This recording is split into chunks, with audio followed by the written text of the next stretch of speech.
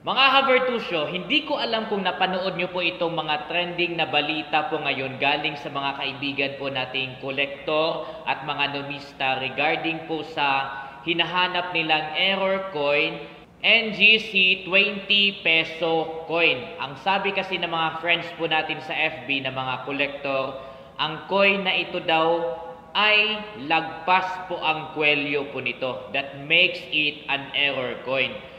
Nung una, napatanong ako kung meron ba talagang ganun na lagpas ang kwelyo kasi hindi naman siya pala masyadong halata. Pero when I see it myself, ito po dalawang ito. Tingnan po natin ito closely mamaya, yung sinasabi po nilang error coin na lagpas daw po yung kwelyo ng suit ni Manuel L. Quezon. Naniwala ako na meron pala. So, nung nakita ko po ito mismo, na meron pala talagang ganon na error coin sa 20 peso na meron po tayo mula sa BSP, naniwala ako na meron nga palang error coin talaga. At ito ay lagpas kwelyo sa suit ni Manuel L. Quezon. So, tignan natin ito closely at tignan po natin mamaya sa Carousel PH kung magkano na ang bentahan nito online. So, ibabasi ko po dalawa po ang presyo na ibibigay ko po sa inyo dito. One from Carousel PH, tapos another one galing po sa mga kaibigan nating mga numista at collector na naghahanap at naghahunting din po ng gantong coins. Okay, so panoorin po ang video na ito dito sa Vertusyo! Yeah.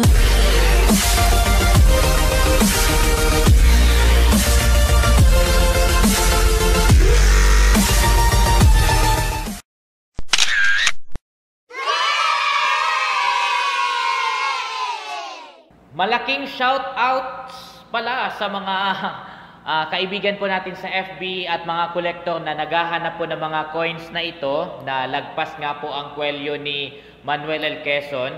Para naman may idea kaagad kayo kung sino po yung hahanapin po ninyo sa FB at kung kanino po ninyo ito ibibenta kung meron po kayong gantong klase ng coin. Ito po kasi ay rare to find.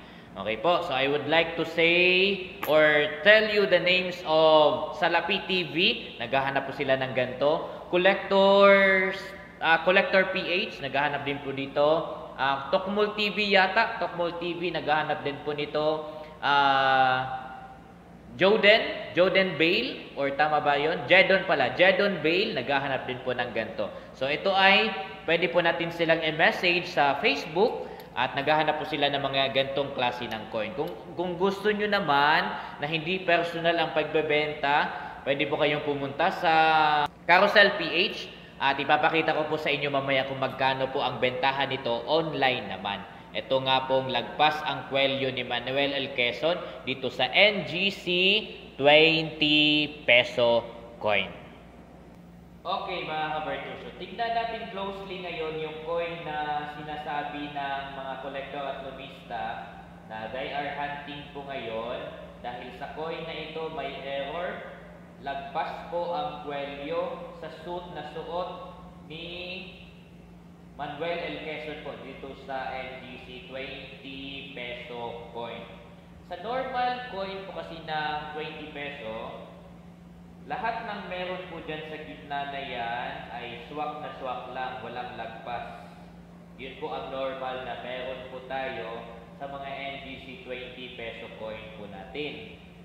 Pero sa coin na ito na sinasabi po nila, actually very minimal lang po yung error na meron po sa coin na ito.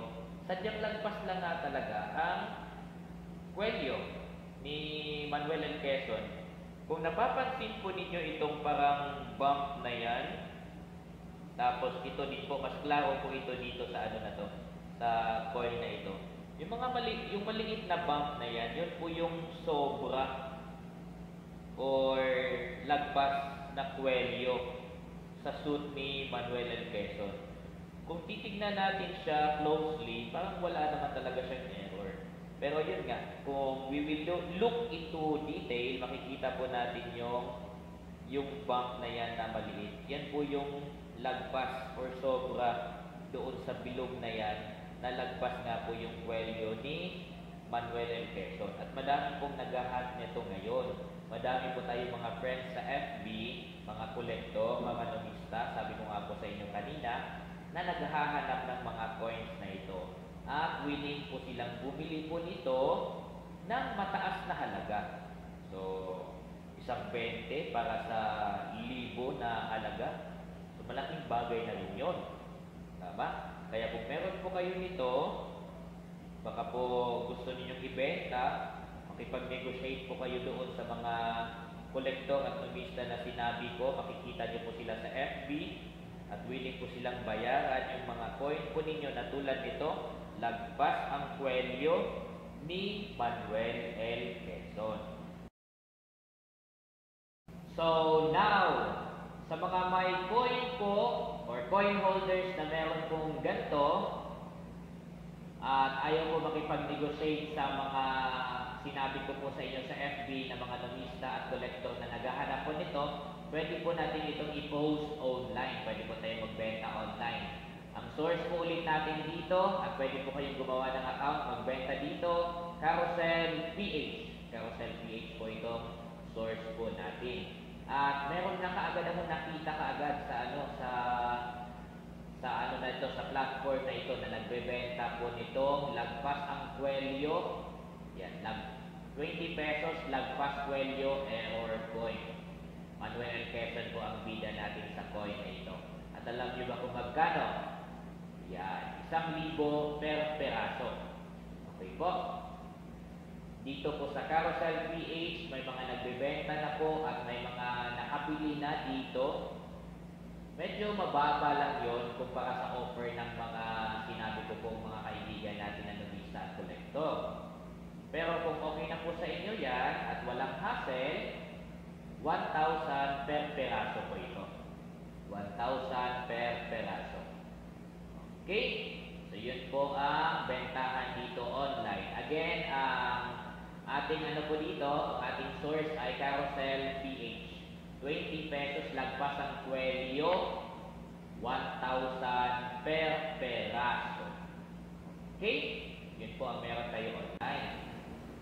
Now, kung ang habol naman natin ay mas mataas na presyo, syempre naman po, kumpara doon sa pinakita ko po kanina sa inyo na online platform at gusto nyo pong kumita ng 7,000 to 10,000 per peraso po ito ha, per peraso po. Again, 7,000 to 10,000 ang offer ng mga friends po natin sa FB na binanggit ko po kanina.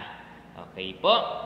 So, may mga naghahanap po sa kanila na even, hindi ko din alam kung totoo, na sabi po nila mas mataas pa doon ang offer po nila. Pero manatili po ako doon sa mga legit na tawag nito na coin collector at mga numista. Okay po, na nag-o-offer po nito ng 7 to 10K per peraso. Very rare to find po kasi ito. Lagpas ang kwelyo ni Manuel L. Quezon. That makes this coin pala an error coin. So kung gusto po ninyong magbenta ng ganito at meron kayong mga nakuha dyan sa mga barya po ninyo, itong 20 peso NGC po ito na lagpas ang kwelyo ng ating bida na si Manuel L. Quezon, then I would advise na mag-PM kayo sa kanila. Makipag-negotiate po sa kanila para mabili po nila yung coin na meron po kayo. Okay? So again, ang error po sa coin na ito ay lagpas ang kwelyo. Lagpas ang kwelyo. Kaya po ito ay hinahunting po ngayon, hinahanap, kinukolekta ng mga numista at mga kolektor dahil ito ay may mataas na value. Bakit may mataas na value? Dahil rare to find po ito at syempre, hindi naman po sinadya ng BSP na magkaroon ng gantong klase ng error coin. So yun po ang kumbaga pinagbabasihan ng halaga ng coin na ito. Okay? So for some information again, please, huwag kalimutang mag-subscribe. Time to time, nagbibigay ako ng information sa inyo. Time to time, naghahanap kami ng coin na mabibili. Time to time, nagpapakita ako sa inyo ng mga proof na bumibili po yung grupo namin, Numista PH Group, ng mga coins na hinahanap po namin. This time, or this video, nagbigay ako ng information sa inyo kasi meron na ako. Nakabili kasi kami kahapon, kung nakita nyo po yung mga ibang videos ko at mga reels sa FB. So nakabili po kami ng ganito. At fortunately, sa mga ibang dala ko ay meron ako dito. Meron pa ako sa bahay. Ang dami kasi noon kung nakita nyo po sa previous video ko. Ayan. So mag-subscribe po ha. Mag-subscribe po at i-follow nyo kami. I-follow nyo ako. Tapos i-hit ang notification bell para lagi po kayong updated sa mga upload po natin. Okay? Walang iwanan dito sa Virtu Show.